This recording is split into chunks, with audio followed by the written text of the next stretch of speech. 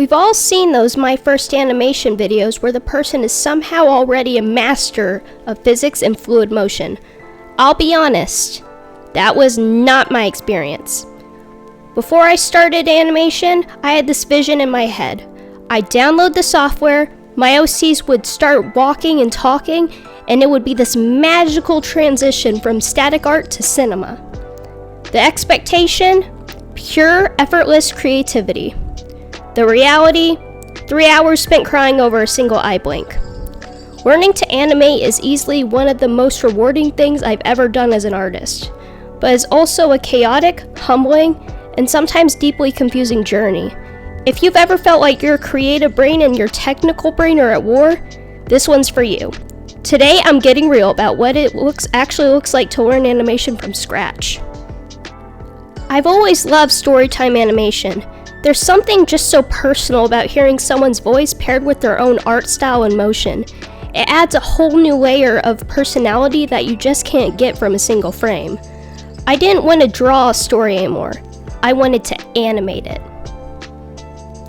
Phase 1 of learning to animate is what I like to call the struggle bus. And spoiler alert, I was the driver, the passenger, and the person who forgot where the brakes were. If you're a static artist, you think that you're prepared. You know how to use layers, right? Wrong. Animation software is like the final boss of art programs. You open it up and suddenly there's a timeline, frame rates, onion skinning, and about 50 buttons that look like they could accidentally delete your entire hard drive. For me, the biggest hurdle was the ADHD optimization trap.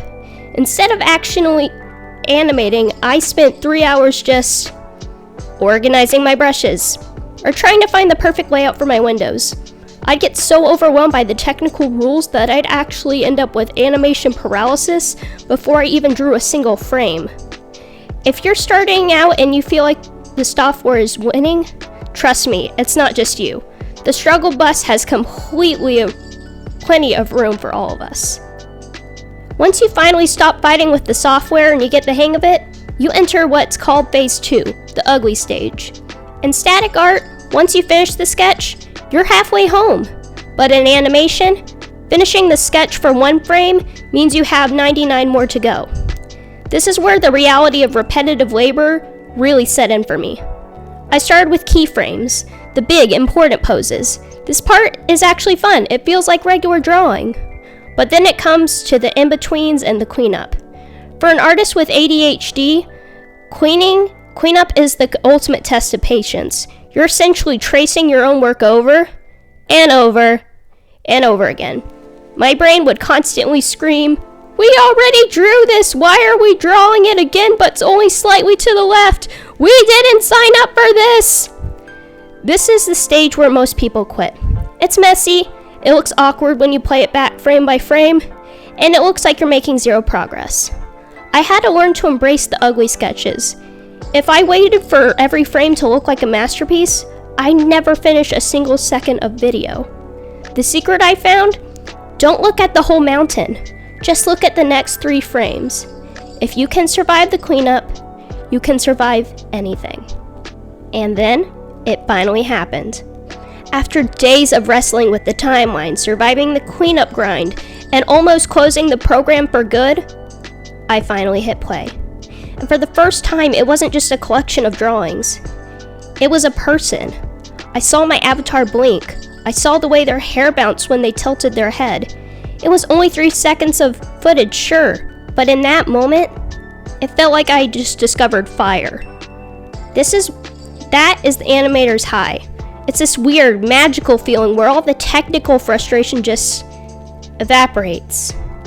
You realize you've just created life where there was just a blank canvas before.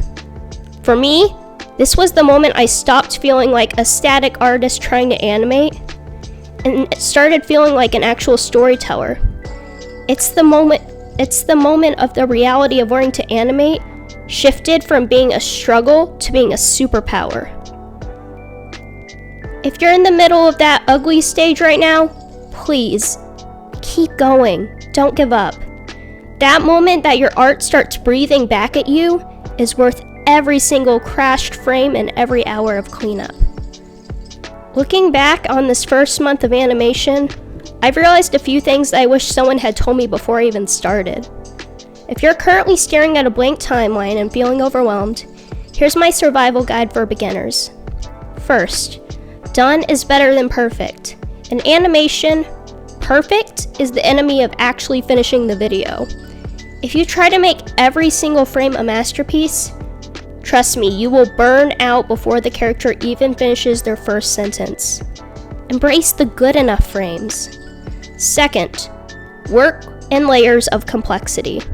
Don't try to animate the hair, the eyes, and the clothes all at once. Start with the blob version of your character and get the movement right.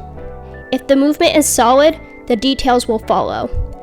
And third, especially for my fellow ADHD creators, set a timer for that boring stuff. Cleanup and coloring can feel like a chore, I know. I started using a 20-minute timer. I tell myself, I only have to clean up frames for 20 minutes. And usually, once I get into the flow, I'd keep going. The biggest lesson I learned, animation isn't about being the best illustrator. It's about being the most patient storyteller. You don't need the most expensive software or a massive studio setup.